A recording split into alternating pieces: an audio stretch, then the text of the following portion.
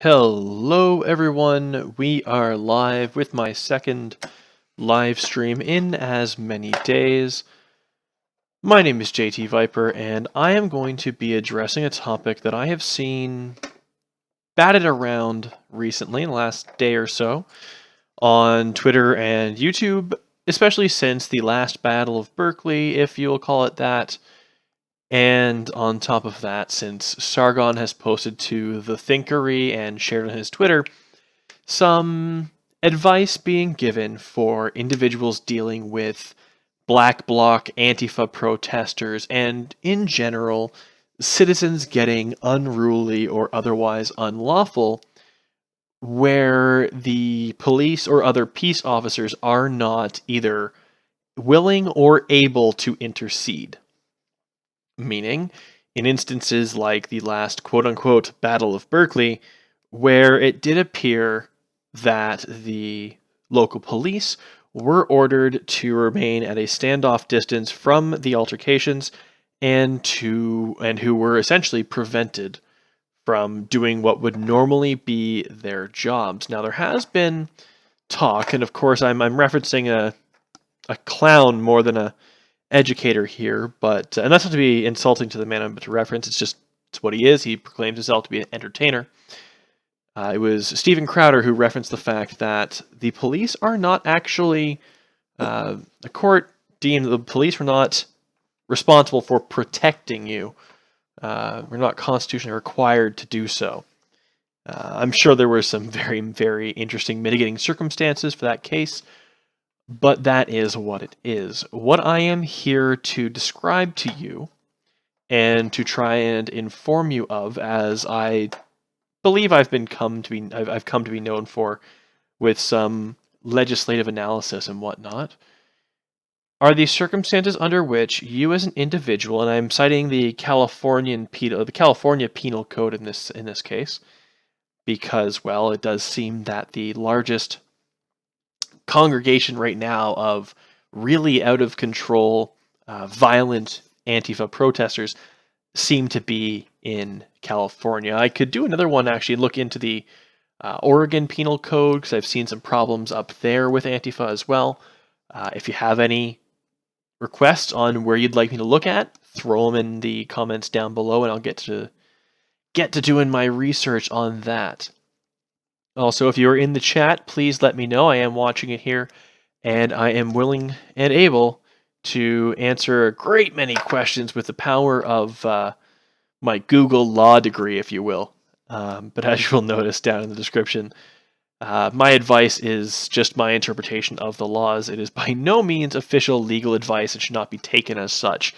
You may want to take it into consideration as a starting point for your investigation into the legal consequences for what you might get involved with, but that is neither here nor there right now. What I promised was to educate you all a little bit on the topics of things like forcible confinement or false imprisonment, citizen's arrest, and that sort of thing. Now, one of the things that was mentioned earlier, it was in a picture that Sargon had shared on Twitter, was, and I will try to find this here, because I do believe it's a important list to note. Woke Gordon Ramsay's getting straight up on this one. I'll pull this up here in about 2 seconds. Here we go. So, I'll have to parse this for a bit. There we are. Now, I'm not sure where he's getting this particular image from, but beautiful. How to defeat Antifa, Sargon says. And the post looks like a Facebook post. It says, so let's codify it, which would be codifying into law. So you're not codifying shit, but I'll let the semantics sit aside for a moment. 1. Group up and stay grouped up. This makes it harder for them to push through your lines and prevents their lines from forming by sheer intimidation. Yes and no. Stay together, strengthen numbers, absolutely. But you can't guarantee or even really influence them not to form a line if you form your own. Sometimes it will be the reaction of a force that is antithetical to your own to form their own line in response to yours. So I wouldn't take that little bit as gospel. Moving on. 2. The front lines grab individuals out of the Antifa group, concentrate on people being violent as they're the most immediate threat. Absolutely. If you see somebody wielding something like a bike lock or a padlock on a towel or a bat or some form of weapon at a demonstration, you may, under certain circumstances, have the ability to claim that you are acting in self-defense. That will allow you to restrain an individual, especially if they've attempted to commit a crime, and we'll get to that in a moment here as I speak about citizen's arrest. You may have justification for actually grabbing and forcibly detaining this individual. And it makes sense that, of course, if you find people who are armed in some way, shape, or form, again, if you're not dealing with a knife or a gun, that's when things get real sideways, because the amount of damage that can be done with a blade or a firearm in a very short period of time is astounding. And I would not recommend that anyone takes on somebody holding a knife or a gun unless you have professional training. And even then, I would not advise it. I would just say, unless you have that, don't even consider it. Someone pulls a knife, get the hell out of there. 3, pull them back into your lines and surround them. Sargon mentions this in one of his videos, that yes, once you can isolate an individual from the black bloc, they lose their power. The black bloc is what their power is based on. The fact that they are a collective, they are a swarm. It's a military tactic that's about as old as dirt. As a swarm, they move as one, they act as one. Their power comes from being one entity. You may have bulges or breaks in said swarm where it gives or pushes out a bit, but overall it's more or less going to act as one individual. So you want to disrupt that. Once you've got them isolated, they're no longer that powerful. They're not powerful individually to begin with. As you've seen, most of these people are like 98-pound women, 145-pound soaking wet dudes LARPing as revolutionaries, as Sargon says it. They're not that powerful. But you do need to watch out, because honestly, one person with, it's the old handful of quarters, a bike lock, as we saw the video of the one guy gets his skull basically busted open, he's bleeding like crazy. For those of you interested, the fact that he got hit on the head tells a lot for the bleeding. I bumped my head on a electricity box while working on a stage back as a kid. We were doing a school musical. I jumped up on the stage, caught the lighting control box, and I bled pretty damn well. No major damage to me, but a lot of blood. Head wounds are always going to bleed. That is A1. You're going to get a lot of bleeding out of a head wound, regardless of its real severity. But still glad. I hope that guy got checked out. They said the ambulance is coming in that video, so that's good. Moving on here. 4, pull off. It says pull their masks and hoods. I'm presuming that means to say pull off their masks and hoods. Yes. In some areas, it will be illegal to attend a demonstration while wearing a face covering, while wearing a mask of some variety. Know the laws in your area. That is A1 to all of this. If they are wearing a mask, photograph them before and after. Make sure that you can prove, yes, this person was concealing their identity at a protest, at a demonstration, and because that may actually lead to larger charges laid against them. Common practice in the courtroom is to essentially levy as many charges as you can possibly even hope to stick against a person, and then plea bargain them down. So the more charges they can lay off the start, the more that the prosecution has to bargain with, if you will, and the more they can kind of take away as it goes along, the better chance of getting them convicted for something. So yes, documentation. Photograph them as evidence. Video works too. Video is almost better than photography, and I will give some recommendations on photographs and video very, very shortly. It's going to play into some of the personal protective equipment, PPE, that I would recommend to anyone going to one of these, well, they're just brawls at this point. I can't really call them protests. They're just fights. If you're going to one of these demonstrations, expect that either you're going to have to leave or you're going to be faced with physical violence. If you're going to stick around and you're not protecting yourself, you're an idiot and you get what you get. You deserve what you get because you had every chance to leave or to protect yourself going in. Most of these items that I'm going to list very, very shortly here will not be in any way illegal. So there's that. 6, sit on them, literally, if you have to, until you can hand them over to the police. You must make the attempt to get a hold of police and, turn these people over and make sure it's all documented, because if you just confine them and you are not trying to turn them over to law enforcement, it will not be considered a citizen's arrest. We will get to that in a moment. Again, you have to be, turning them in for the purpose of a crime, but we'll move on from that. 7, rinse and repeat until the rest of the little cowardly shits break. Okay, that's not really all that important, but yes, if you can get more people out of the lines and, corral them, essentially, kettle them, if you will, then yes, do so. The more violent agitators you can pull from the demonstration, can pull from the riot and section them off, isolate them, they lose their power, they lose their bravado, they only act like they're hot shit in a giant group. So that is, that's the list there. But it also mentions do not beat on or pepper spray these people no matter how pissed they make you. Make the cops do their fucking job. I would say that's a little vague. If people are attacking you and it is in legitimate self-defense, by all means, pepper spray them, punch them, knock a tooth out. But it has to be with immediate impending force against you. You can't just be like, well, we've got them isolated and restrained, let's just spray the crap out of them for the sake of it. I think everyone knows the meme of that police officer walking by and just pepper spraying people right in the face as they're all sitting there chained together. Don't be that douchebag.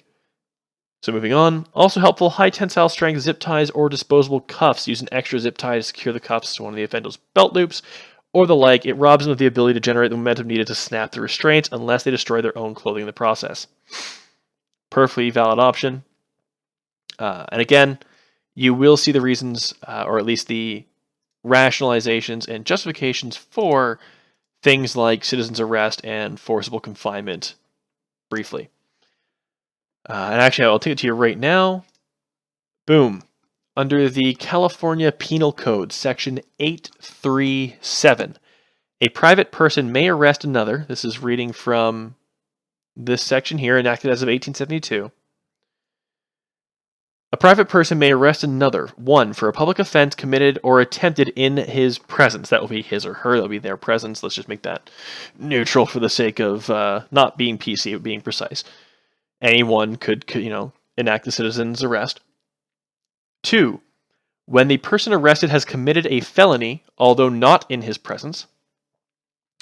And 3, when a felony has been in fact committed, and he has reasonable cause for believing the person arrested to have committed it.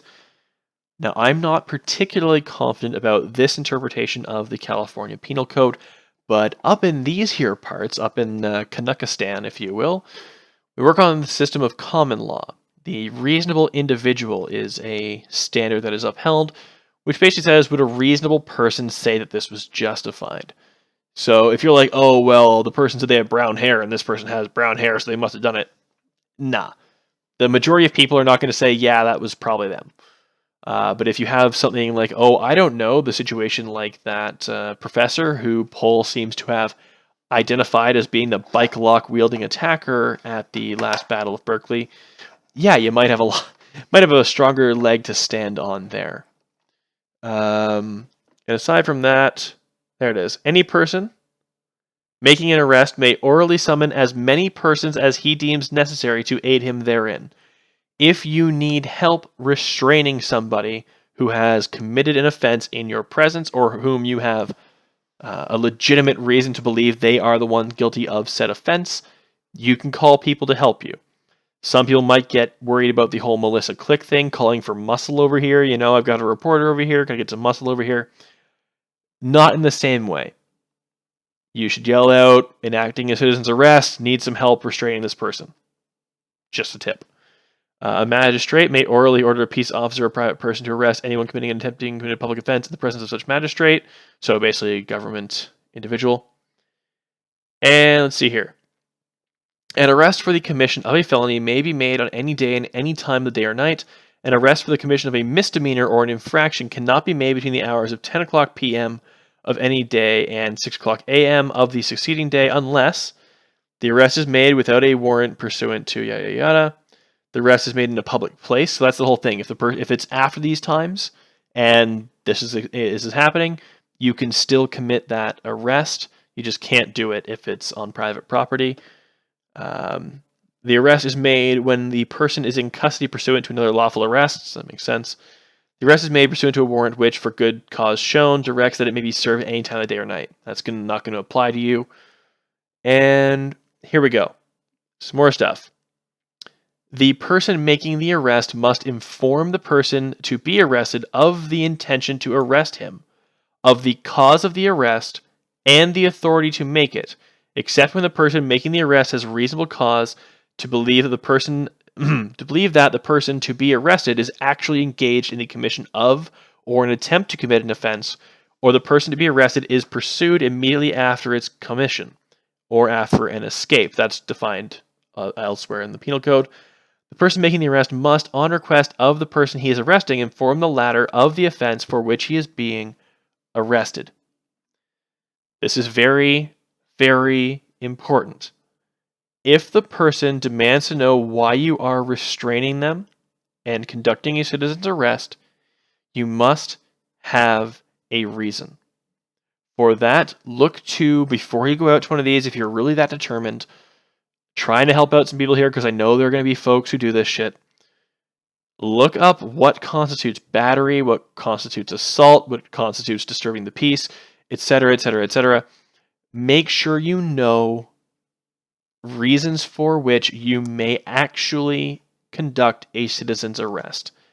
In California, if this is another Berkeley incident, because I know Ann Coulter is going to be speaking at Berkeley, she said she's going to do it regardless of what the school thinks. If you're there and this shit starts breaking down, know that if you see destruction of property, arson, all these different things for which you may arrest somebody, be able to cite why you are arresting them. Otherwise, they're going to get off on a technicality, and your ass is going to be the one sitting in jail. And below that, we're looking at peace officers and that's not going to be subject. You're not going to be subject to that part.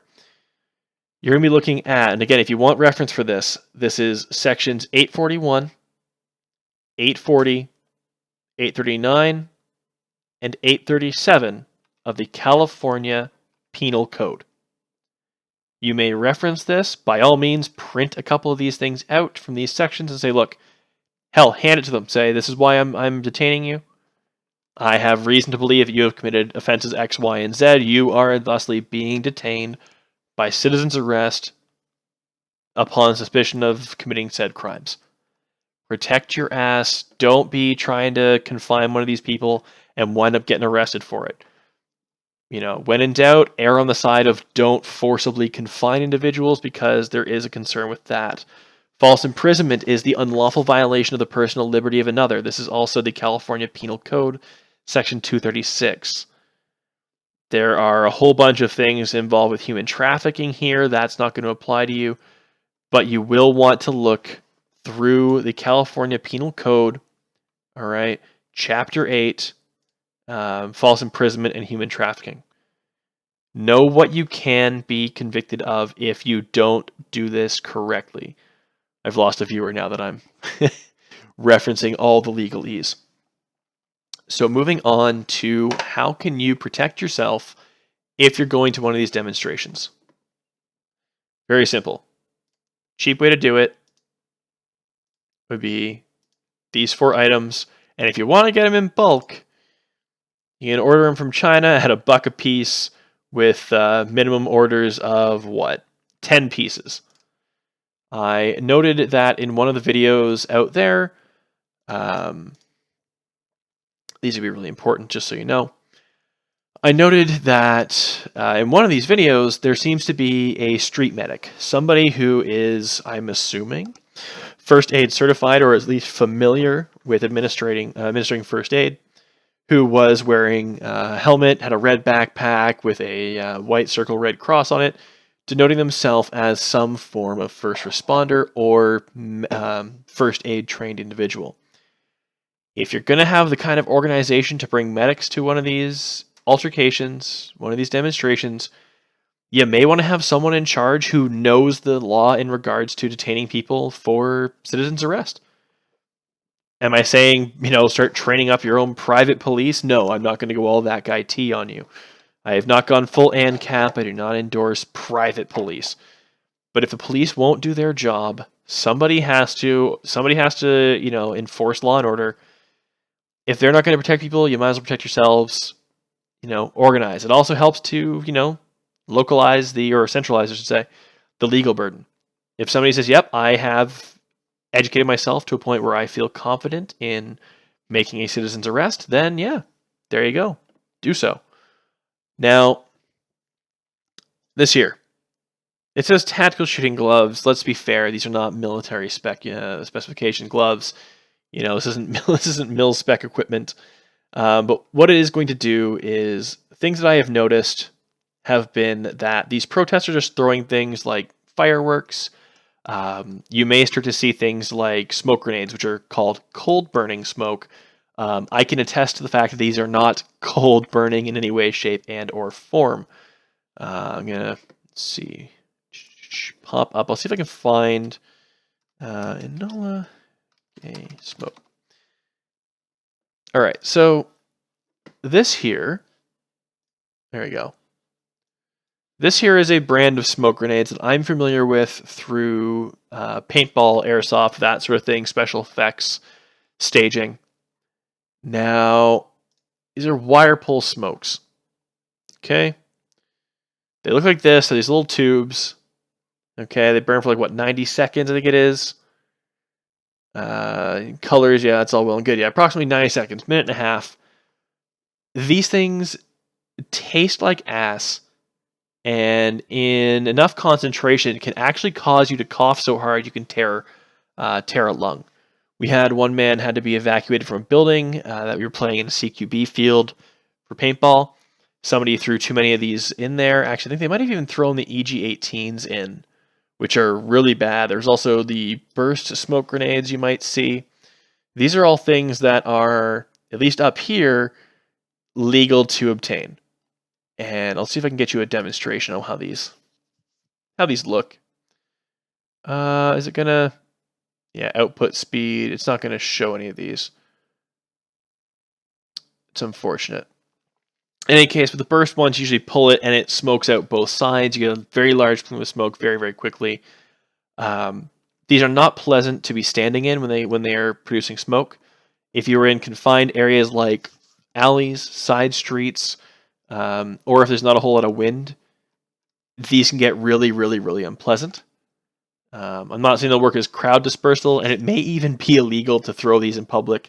I don't doubt that it is. So I would not advocate having these on you in any way, shape, and or form. This is not any sarcastic, I wouldn't advocate you do this, but no, this is legit. Do not have these on you. That would probably be super illegal.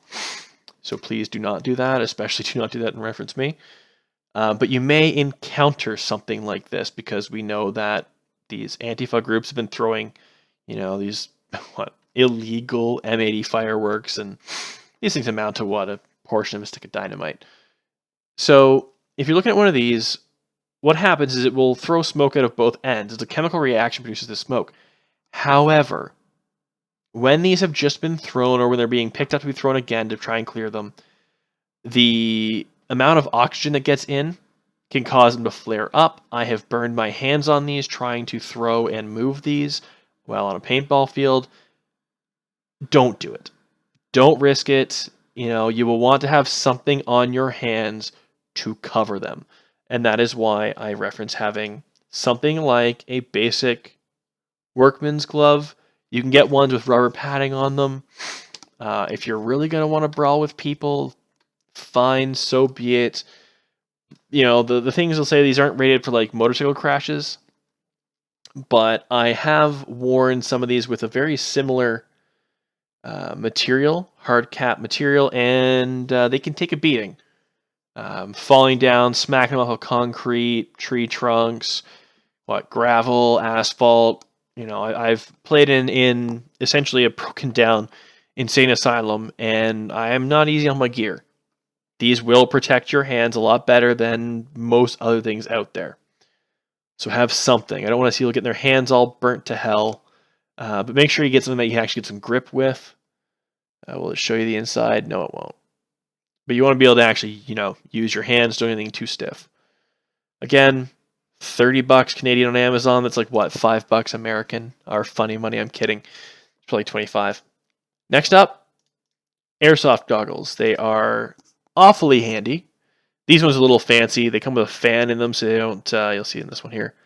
Come with a small fan as to avoid fogging up. If you can find any sort of airsoft goggle or proper ballistic goggle. I know everyone saw Kyle Chapman, Mr. Based Stickman, with the NIOSH respirator, cartridge respirator on with some Scott or whatever kind of ski goggles. Ski goggles are all well and good. They are not made to be resistant to impact in the same way that a lot of airsoft goggles are.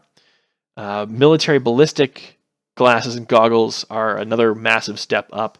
These things can stop, shrapnel from roadside bombs if it's, small enough. Like birdshot, if you get hit with that, there are actually some ballistic eyewear options that will stop things like that, but they are a lot more expensive. You'll see that I've picked a desert tan for all of these options because, well, if you see anybody wearing all black at one of these events, it's probably an Antifa punk. So, you don't want to get confused in a melee for being someone who is of the other side and getting promptly whooped. So stick with people you do know so you minimize that risk. But again, something like this is going to provide you with a great deal more protection than just a pair of sunglasses or a pair of ski goggles. They are made for entirely different purposes. All right, these are made assuming they're going to take a lot of impact over time.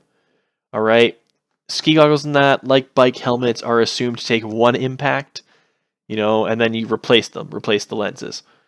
But look, they come in a nice little carrying case with spare lenses. Oh, isn't that lovely?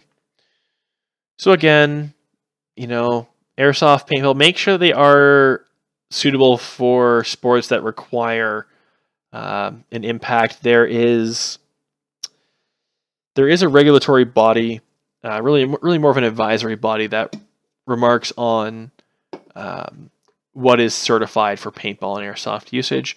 And the name of it doesn't come to mind. It's a 4-letter acronym. Will it be there? Will it be? No. ESPA? I don't know if it's ESPA certified. ESPM? Anyway, there is a certification. I will pull that up for you here in a second, actually. What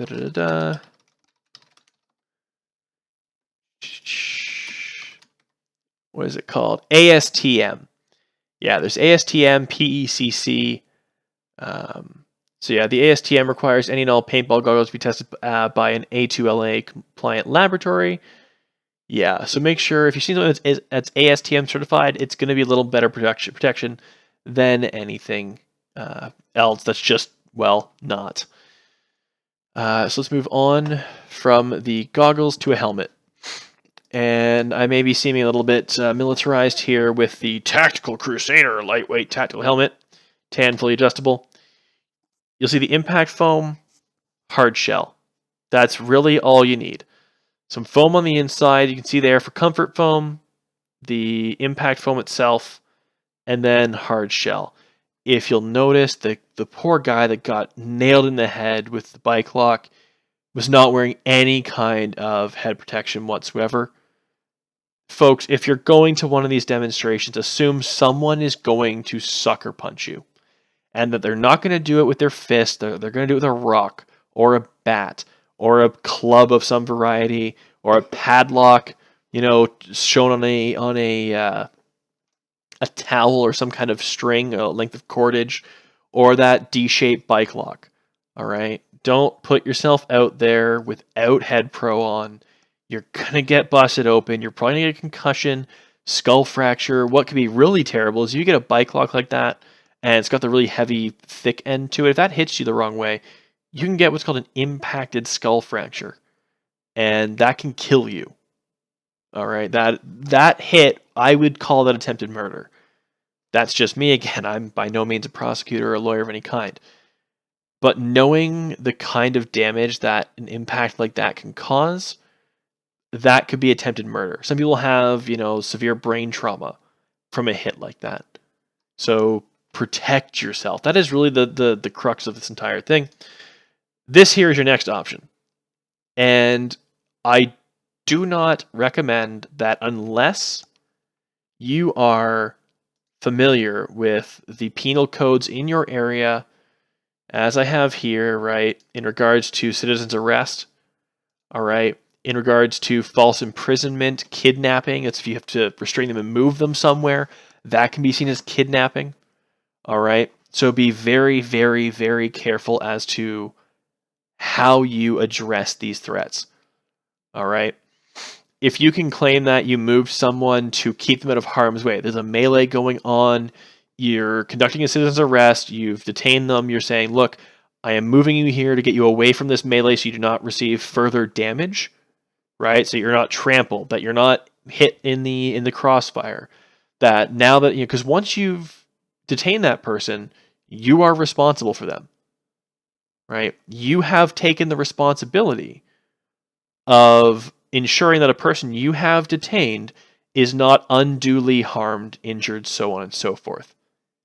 Don't get yourself hemmed up because you tried to, do a citizen's arrest and somebody fucked you over on a legal technicality. Just don't do it. But again, options like these, great way to cheaply detain somebody and stop them from hurting you. Cuff them. Cuff them with some zip ties. All right? You can buy the cheap zip ties, without the center lock for, $1 for a couple hundred of these things. Hell, I've got packages of these kicking around for my, my action cameras and that, which I'll get to in a second here, actually. Comes with the documentation and whatnot. You might want to look into getting some of these. If you use the single ones, I would put 2 of them together beforehand, have them ready to go.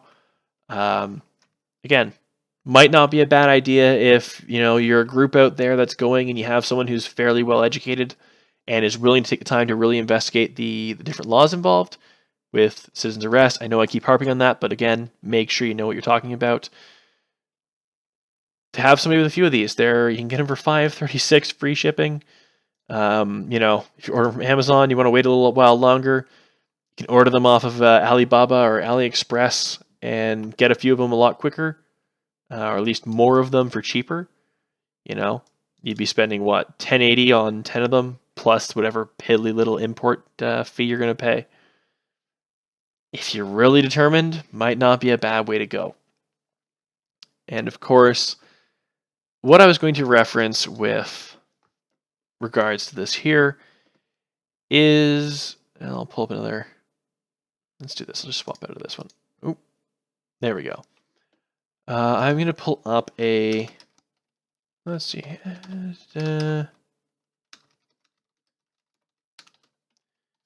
if you have yourself a GoPro or a Sony action cam or something of the sort, it might be worth checking out something like, here we go. And I'll bump back to this. Something like one of these. A GoPro rail mount for a Picatinny rail. As you will notice on the helmets like these, they have slots for little rail adapters. And this is if you're like super serial about this and you want to make sure that your ass is covered, wear a body cam. Police do it for a reason now. It does save them a lot of heartache. It can obviously, if you're looking at them, your camera's looking at them. I do run an action camera rental business in the summer.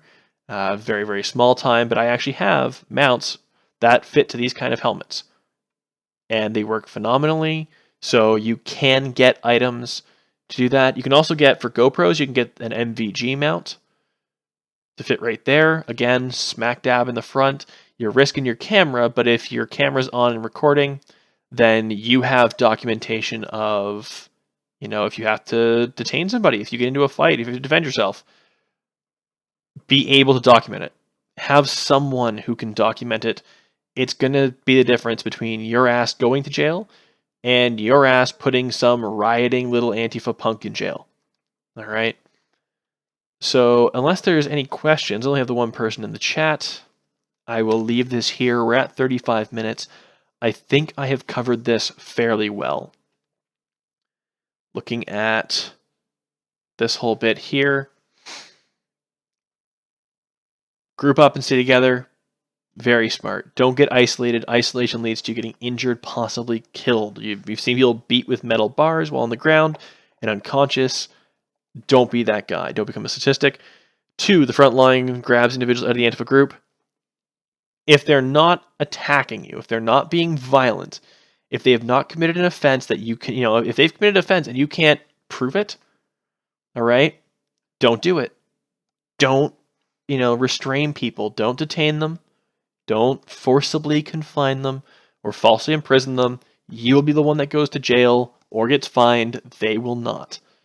All right. Remember, you have to have a claim that you did this in good faith, that you had a reasonable justification for detaining somebody. Pull them into your lines and surround them. Maybe, again, if they've committed a crime. And some people say, well, it's only a felony. No, for a public offense committed or attempted in your presence.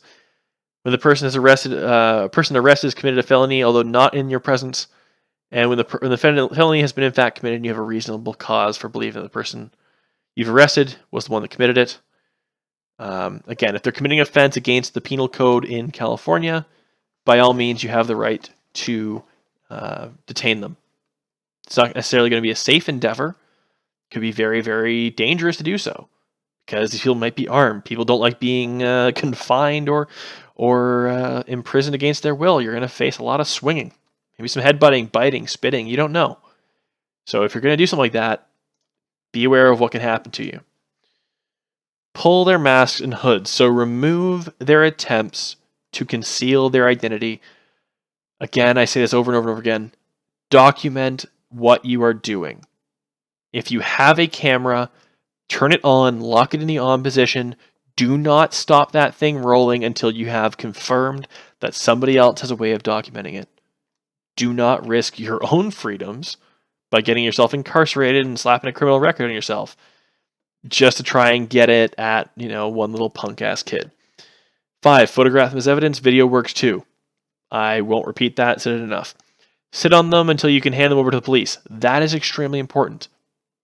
If you're just confining them and you are not doing it for the purpose of proper justice and having them put through the justice system, then you're falsely imprisoning them.